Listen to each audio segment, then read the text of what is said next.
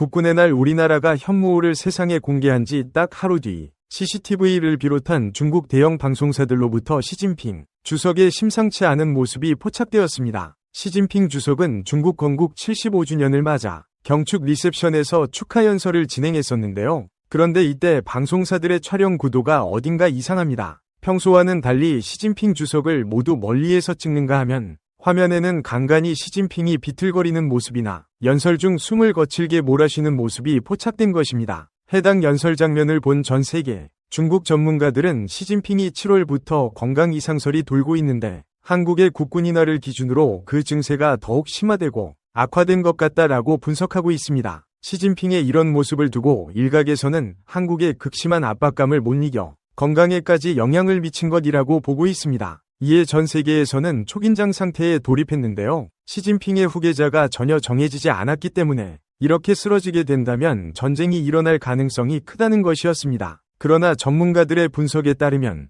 한국에는 큰 영향이 없을 것으로 보인다는데요. 지난 10월 1일 국군의 날 많은 이들을 놀라게 한 대한민국의 강력한 신무기가 최초 공개됐습니다. 핵확산 금지 조약에 가입한 탓에 핵무기를 개발할 수 없는 한국이 그 대신 개발했다는 평가를 받는 괴물, 미사일 현무호가 마침내 세상의 모습을 드러낸 것입니다. 지난 1일 서울공항에서 열린 제76주년 국군의 날 기념식에서 현무호는 구축 18륜의 이동식 발사, 차량 위에 원통형 발사관을 얹은 형태로 공개됐습니다. 또한 현무호 발사 차량은 차축이 9개로서 바퀴가 18개에 달합니다. 북한 대륙간 탄도미사일 화성 18형 발사 차량과 기아자동차에서 생산하는 K901 계열 특수 차량을 사용한 것으로 알려졌습니다. 이날 기념식에선 바퀴들을 모두 한쪽으로 45도 꺾어서 주행하는 측면 기동 능력을 과시했습니다. 차체가 길어서 선회가 어려운 부분을 보완하는 능력을 갖췄고 이를 통해 지형적 제약을 극복할 수 있다는 것을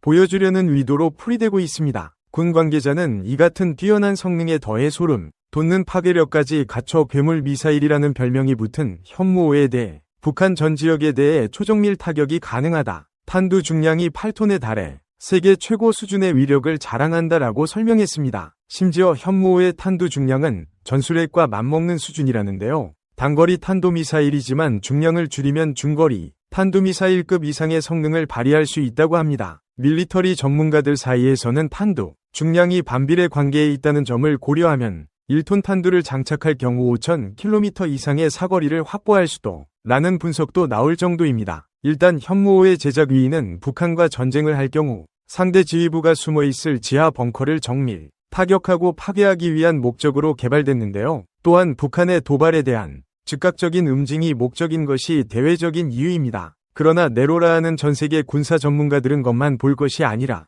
그 안에 내포된 의미도 봐야 한다고 강조했습니다. 존 파이너 백악관 국가안보회의 부보좌관은 이 미사일은 한국의 삼축 체계 중 대량 응징 보복의 핵심 수단이다. 한국형 삼축 체계는 킬체인 한국형 미사일 방어, 대량 응징 보복을 결합한 개념이다. 이는 모두 북한의 공격에 대응하기 위한 수단으로서 기능한다고는 하지만 더 넓게 보면 대북뿐만이 아니라 대중국까지도 가능하다. 이것이 바로 미국이 한국의 군사무기 개발과 현무 시리즈의 등장을 크게 반기는 이유이며 또한 이게 바로 중국 정부가 격렬한 반응을 보이며 한국을 위협하기 위한 수단으로 군사무기들을 때맞춰 공개하는 것이다 라고 설명했습니다. 그 말처럼 중국은 항상 공교롭게도 한국의 군사무기 발표나 신무기 발표가 있고 얼마 지나지 않은 시점에 자기네들의 군사무기들을 공개하고 그 위력을 과시해온 바 있는데요. 존 파이너 부보좌관의 시선에서는 모든 것이 설명되는 듯했습니다. 계속해서 파이너 부보좌관은 현무는 한국이 자체 개발한 미사일 명칭이다. 현무1은 모두 퇴역했고 현무2 시리즈는 단거리 탄도미사일,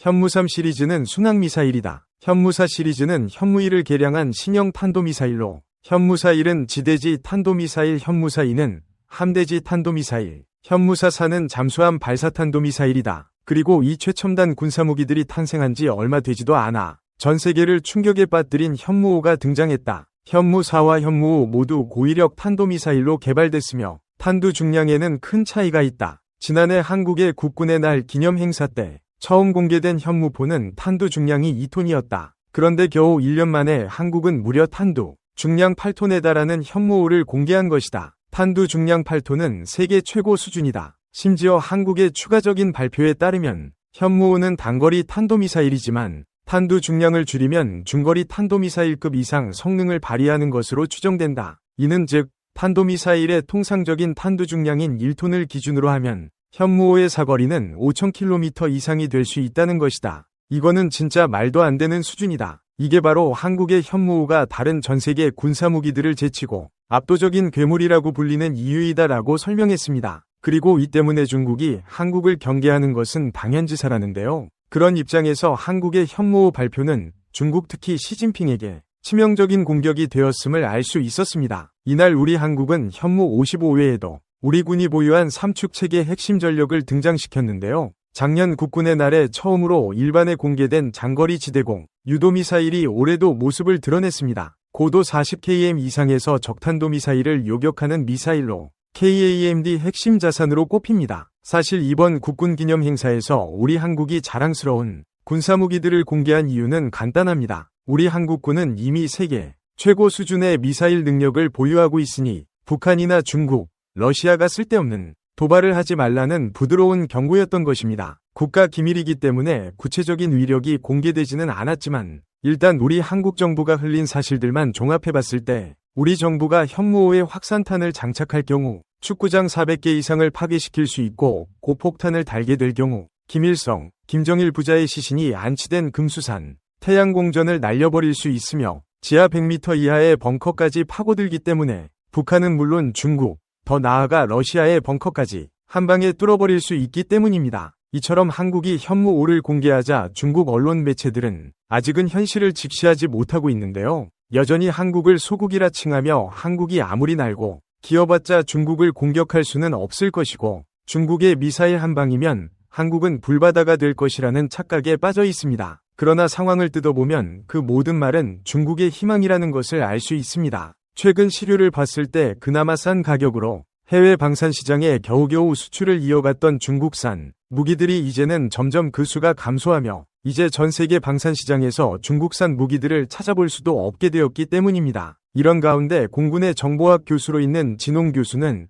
자금의 상황이 위험하다 느낀 건지 영상 하나를 올렸습니다. 이는 순식간에 중국 커뮤니티 내에서 큰 화제를 모았는데요. 그는 영상을 통해 한국을 절대 만만히 보지 마라. 나는 이번 현무호로 확신했다. 한국은 머지않아 동북아 균형 발전의 지장을 초래하고 긴장관계를 조성할 것이다. 우리가 지금부터 할 수 있는 것은 딱 두 가지이다. 하나는 우리도 한국처럼 압도적인 무력을 갖춰 국방을 단단히 다지는 것. 다른 하나는 한국인들이 또 한국이 협력하고 평화를 사랑하는 사람들이어야 한다는 것이다. 그러나 유럽 방산 시장을 지배하고 있는 한국을 현재 우리 중국이 이길 수 있는 가능성은 없었고 지금 우리가 해야 하는 것은 한국을 자극하고 무시하는 것이 아니라 앞으로 함께 발전해 나갈 수 있는 친밀한 국가로 대해야만 한다는 것이다 라고 말했습니다. 이는 중국 내에서 큰 논란을 초래했고 머지않아 영상 원본은 삭제되었지만 카피본들은 여전히 인터넷을 떠돌아다니고 있습니다. 마치 무슨 도시괴담과도 같은데요. 어쨌든 현무호가 공개된 직후 전 세계적으로 반응이 엄청납니다. 뿌듯함이 느껴지기도 하는데요. 여러분들의 생각을 댓글로 알려주세요. 구독과 좋아요는 사랑입니다.